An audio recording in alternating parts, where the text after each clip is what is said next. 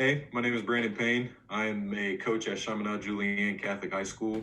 I am the running backs coach and JV head coach as of this year, and I'm going to give my presentation on coaching the complete running back. So, a little bit about my background. This is my second year as the running backs coach at Chaminade Julienne, and again, just kind of hitting on it. This is my first year as the head coach for JV. Um, Played running back all my career from grade school to high school to a little bit time in college.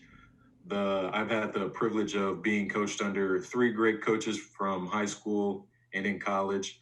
I took a lot of my philosophies, a lot of my drills from them. I had the same running back coach throughout high school, so I took a lot from him. And then when I was in college, the two running back coaches that I had in college, like I said, I took a lot of their drills and what they incorporated and some of their mindset things into try to what I teach the kids now. And I want to give thanks to one, Coach Bandstra, for letting me come on and do this podcast, and then also the coaches that I'm getting mentored by at Chaminade Julienne, both on the offensive and defensive sides of the ball. Again, fairly new into my career and using a lot of the things that I've experienced in my running back career to teach the younger running backs, but I've also gained a lot of knowledge from just them in general on the coaching staff. So what I'm going to get started with is physical and mental qualities that I look for in a running back. Starting off, it'll be speed and agility. Of course, you need speed and agility to be successful both in football, but also more importantly for the running back position. Our strength and conditioning coach down at Chaminade Julienne does a great job at doing that, and she gets them ready and creates a good foundation in order for when they step out on the field, they are in a better position both for improving speed and improving agility wise than if they were not in her program. So I appreciate her a lot. Second thing is being mentally tough throughout the game. I know everybody knows, you're going to have ups, you're going to have downs. And, you may be up in the first quarter and then down in the fourth quarter. And it's going to take a lot to kind of withstand all of those and try to get through it. And then also with the running back position, specifically at CJ this past year, we kind of had a running back by committee. So one week somebody might be starting, then the next week they're kind of being a utility guy. So what I was looking for specifically this year was, are you mentally tough enough to be able to understand, like, okay, like I need to continuously get better and my spot isn't always going to be there. So I'm going to have to understand that mentally and continuously try to improve in that aspect. Next thing is ability to make a man miss. As running backs, we all come in different shapes and sizes. So somebody might be able to just run somebody over. Another guy might be able to make somebody miss in the open field, which I'll get to here in a little bit. But the ability to make a man miss in some way, shape, or form is key. And that is the difference between, a 2-3 yard gain to getting a first down or even potentially first down. So that's a specific quality that I'm looking for once they got on the field. Being coachable. I know at the high school level that not everybody's going to be a polished athlete or polished in their technique. So the biggest thing that I'm looking for is, can you take criticism one week and try to implement it either the next practice or the following week and try to continuously get better? I know that's a theme that I keep saying, but that's one of the things that I try to tell the running backs is, I know they're not going to be, the best of the best at the beginning of the year or even as a freshman, but as long as you continuously improve throughout the year, that is something that I'm looking for, and being able to be coachable is a key component in that. Next, trustworthy kind of goes with coachability. Trustworthy, I have to be able to trust you in order to put you out on the field. I know there was a few times this past year where I had a guy. He was a good running back. He was becoming a better running back week in and week out, but there were certain points in the season where he had a fumbling issue, and it became, I believe it was the playoff game, and he fumbled. And because he had the previous issues, I kind of had to withdraw him a little bit. And because he was starting to kind of get in his head, and I couldn't trust him to go out and help us win the game at that point. So I had to put another running back in, and he ended up doing well for us. But if I can't trust you, then I can't put you in. And that is a key aspect of me being able to put you in and have the awareness to still go out there and do what you're coached to do, even in different situations. And then lastly is work ethic. I think everything else on this list potentially could come God given, whether it be strength, speed, ability. But work ethic is something you can directly control. And whether you're given 100, 110% every day of practice is determined based on you. And everything on this list kind of can go hand in hand with your work ethic and what you put in practice and even outside of practice. So these are the physical and mental qualities that I'm kind of looking for at the start of everything and how I try in the off season and leading into two-a-days, what I want them focusing on. And here's specifically the qualities that I'm looking for in running backs and what we'll kind of go through from the off season to two-a-days to throughout the season. I'm looking for ball carrier fundamentals, open field moves, catching the ball out of the backfield, and then pass blocking. And I'm going to get into these 4 topics here today in the presentation. So the first thing is ball carrier fundamentals. And I'll get into this a little bit more on the next slide, but what I'm looking for is the stance, so the 2 and 3 point stance, ball security, so the 5 points of pressure, some people call them 6, but I call it 5 points of pressure, and then receiving the handoff. So the top left, the drill is for ball security, and what I'll have them do is I'll have a ball carrier and one of the other guys be the defender, and they're going 10 yards with the ball in the right hand and then coming back 10 yards with the ball in their left hand. And what they're focusing on is ball security and the 5 points of pressure. So the 5 points of pressure, obviously, it's starting with your fingertips or your hand. You want to make that eagle claw around the tip of the ball. Second point is going to be your palm. So at this point, you have your whole hand around the football. Then it goes from the forearm and then the bicep. So at this point, your whole arm has the football in it. And then the last point is either at the chest or the rib cage.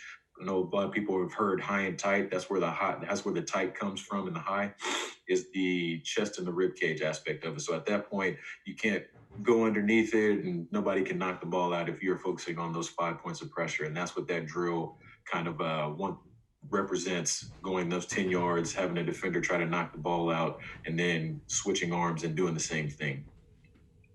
The top right is the stance and how I want them to do this. We do typical footwork drills with our running backs in each individual period. And I'll have them, if you're a tailback, starting 2 point, if you're a fullback, starting the 3 point stance, and you'll explode off and do the drills starting in those stances just so you can get comfortable with moving in and out from that position. So for the tailback, I have them do with their 2 point stance, the chest up, the head up, their feet are shoulder width apart.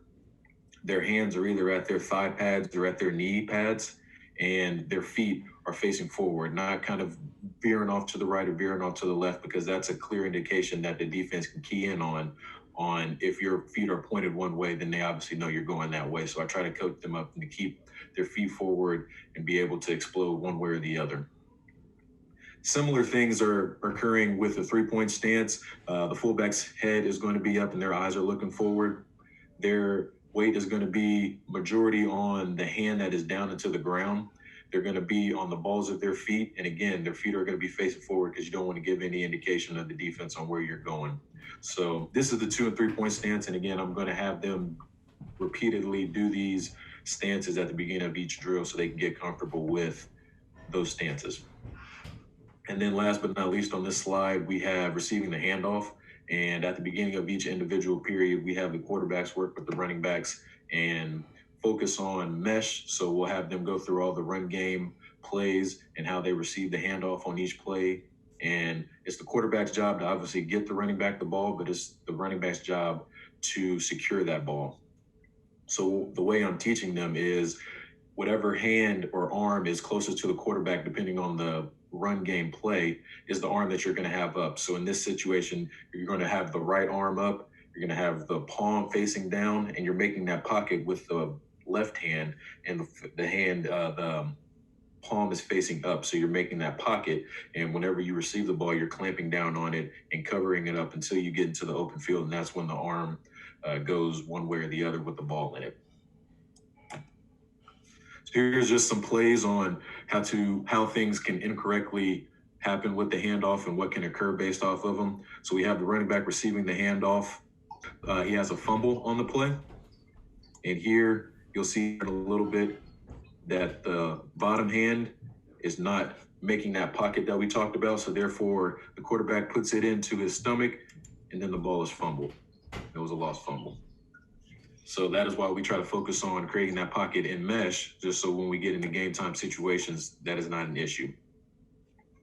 Here again is a similar type of mistake with the running back from this past year. He fumbles in the playoff game, doesn't have that correct pocket down at the bottom, and then therefore the quarterback gives him the ball, and then he fumbles lost, and then momentum's changed, and then that goes back to being, are you trustworthy in these situations? So it all starts kind of tying together based off of everything that we try to incorporate. Next, as I talked about, we're open field moves are key for a running back. You want to try to get these moves at the second and third level of the defense. Obviously, if you're having to do these moves in the backfield, then that's probably not ideal. But what we focus on, like I said, in the off season and leading into two-a-days are these open field moves. And typically during the season, we're not focusing on these as much because I want to get it ingrained in the off season and leading in the summer practices and leading up into two-a-days, simply because we have to focus on different aspects throughout the season. So what I'm coaching them through is the jukes, spin move, stiff arm, jump cut, trucking, or some people might say hit and buzz the feet, running somebody over kind of thing. And I do all this with pads at the end of our footwork drills or agility work, because like I said, 9 times out of 10, you're not trying to do these moves in the backfield. This is when you are making it to the second and third level and trying to get a home run out of these plays. Here are some of the drills that I'll have them do. The top left is when you have a offensive player and a defensive player, and you're having them go at an angle, and then the running back's job is try to make the man miss. And then this is also a good drill for the defensive players as well, trying to secure the tackle. But from a running back's perspective, trying to make the man miss, setting them up, making them go one way, and then cutting the opposite way. The top middle, I have them work on jump cuts with this drill. So the running back is pressing the bag, making a jump cut, accelerating, pressing the bag, making a jump cut, accelerating through. And then at the end of this drill, I'm there with either a shield or a pad, and we'll focus on either, I'll tell them if they're doing a juke, I'll go one way and they're supposed to cut the other way. If they're doing a stiff arm, they're stiff arming in the bag, making that separation, then continuing on through. Again, it just depends on what the drill is requiring as far as like move. So it'll be different depending on what drill we're doing. The top right is where they're having the ball in their hands. They're shuffling through, switching arms each time they cut, shuffle through, and then accelerating through at the end of it. And then again, I'm just having them go through, and I'm going to be at the end of the drill, making them do a move on me. The bottom left, I'm actually going to be on the side. They're going to be facing me. I'll have another player go at the end of this drill so they can make the move on them with the shield. Gives me a little bit of a break, and they are focusing on not looking down as they're shuffling over these bags. Their head is up, their eyes are up, and I'll have the shield still trying to swat at the ball, so that way they're still focusing on keeping the ball high and tight, whether they're going over the bags in that kind of way. And then the bottom right, I'll have them go 1 foot in each, 2 foot in each, leading with the right, leading with the left. And again, at the end, I am having them do a move on me with one of the shields or the bags. And their main thing is to keep the ball high and tight still throughout this drill, and they're not looking down at the bags. I know with a lot of younger running backs, they typically try to look down and try to make sure they're not running over the bags, but that's kind of the point of the bags, is to try not to have them looking down. And if they do, I try to correct them based off of that. And then again, at the end of the play or the end of the drill, I'm having them make a move on me.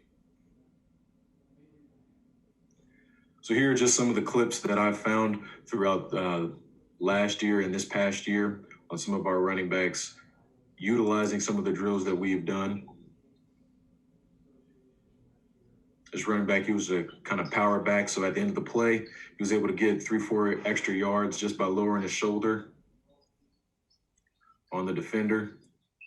Here at the end, running through him, creating him some extra yards out of the play. Here we have that same back. Again, he is more of a power back, so he's going to utilize a lot of the power moves when he runs.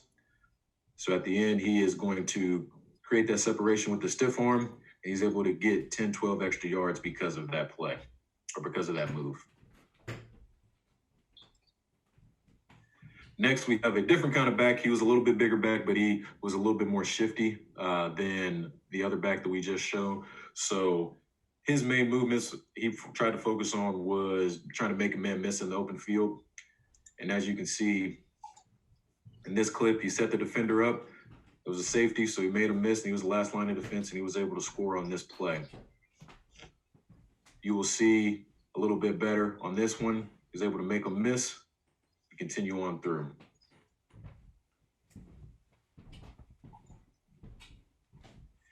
Here comes directly from our jump cut drill. So there's going to be a lot of traffic here in the middle with our line, the defensive line. So he was able to make a quick jump cut, give a nice little stiff arm at the end, was able to get 35, 40 yards out of the play. And here you can see it a little bit better. As all of this traffic in here, we want to get away from that. Quick jump cut, go to where the open field is, and accelerate through.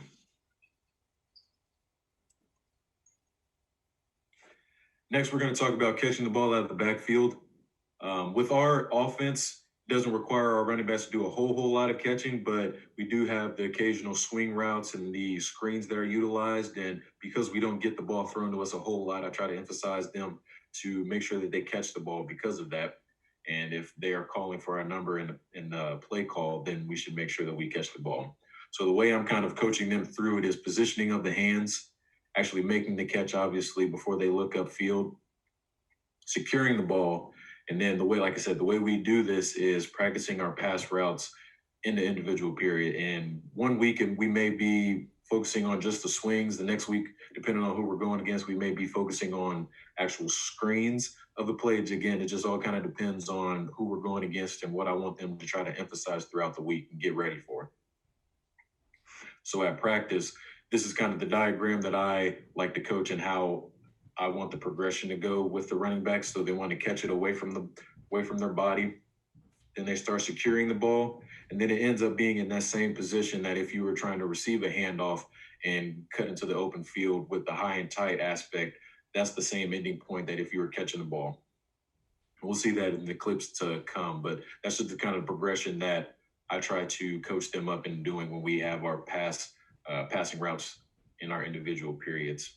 And because of that, I try to throw them the ball. I'm not going to say I have like a Patrick Mahomes arm or anything like that, but I think I have enough accuracy to try to get them the ball in the little swing routes or screen routes that they're doing throughout practice. So I'll try to vary the different ball angles to where they're receiving from. So I tell them if it's at the chest or above, try to make that diamond that everybody is aware of. And if it's at their waist or below, or if it's a low ball, trying to put their fingertip together and try to catch it before it hits the ground.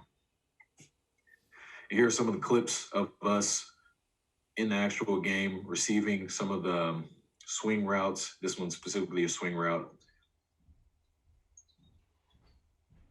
You'll see the running back catch the ball first and then get upfield, able to create a first down because of that. A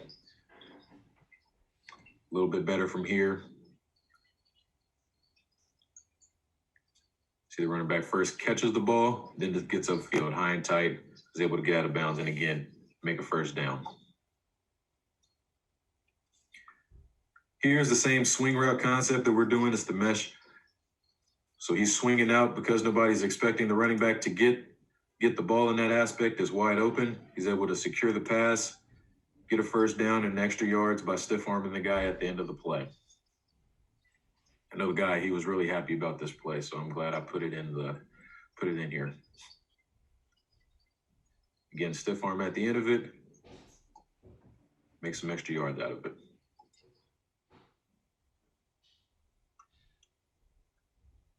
Here, the same concept is applied. The swing route.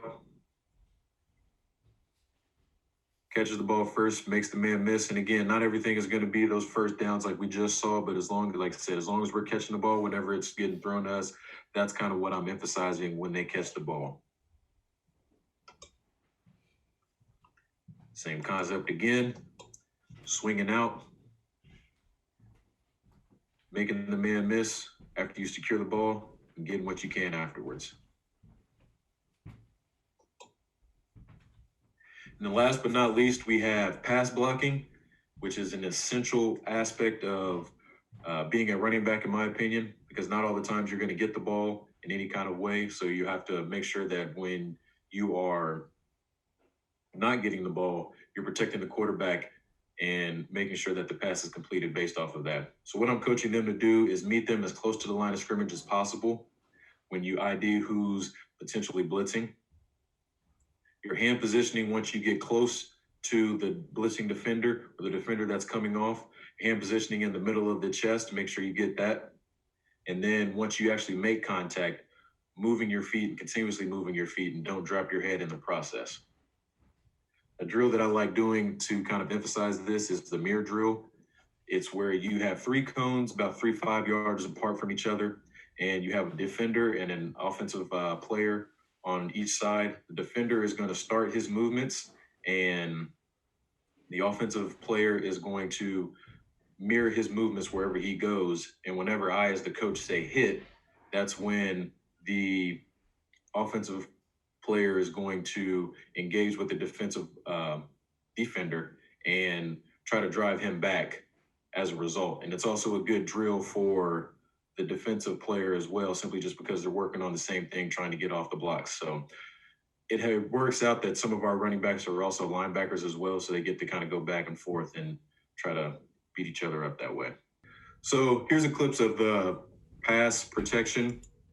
Not the best drill, or not the best play, rather. He dips his head, whiffs, and then forces the quarterback to have to throw the ball a little bit sooner than what he was expecting, simply because we did not pick up that blitzing linebacker.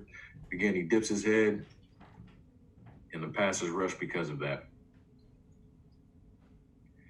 Here again, we have a smaller running back, and I've told them previously that if you're a smaller running back going in on pass protection stuff, as long as you can be like a speed bump in that process or give the quarterback that much, a little bit more time, then that's all we're looking for.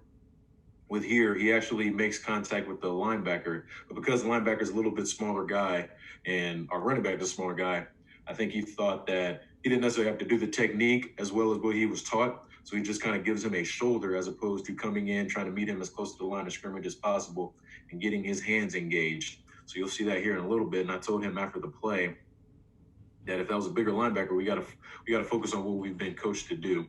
And he got better with throughout the year, but again, this was his early game. This was his first time actually being on the varsity field for an extended period of time. So again, he gives him his shoulder as opposed to actually coming in and engaging him with his hands and trying to drop him back, which again is an issue for a lot of younger backs coming from, the 8th grade or freshman year. They try to just put their bodies into it as opposed to actually getting their hands in the right position.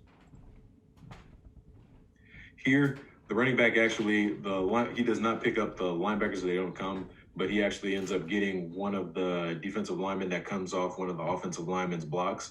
So I told him it was a good pickup, wanted it to be a little bit better with the placing, but again, it wasn't one of his guys that he ID'd that might be coming. So with that being said, he gave the quarterback enough time to try to get the ball off because he was coming off of a block that was from our offensive line. Again, he steps up, gives him a nice little push. I think you'll see in the end zone camera, he tries to drive his feet a little bit, but again, he was getting them off of a block that he came off of. So I was just thankful that he gave the quarterback a little bit more time than what he was going to have if he did not pick up that defensive lineman. You see, he comes through, comes off of here, picks him up. And again, I wanted him to get a little bit more drive with his feet, but again, he gave him a nice little pop and gave him enough time to try to get the ball off. So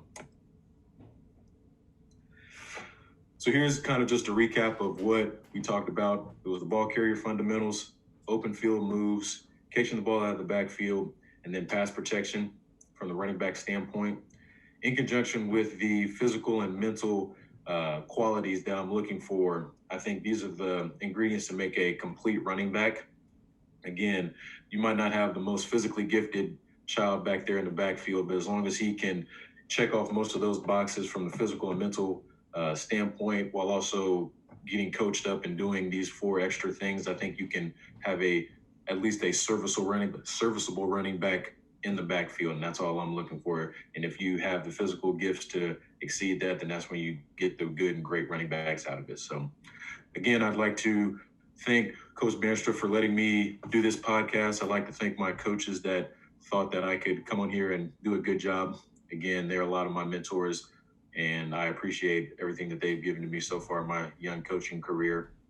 And I'm looking forward to doing more of these podcasts in the future. So that being said, it's been fun.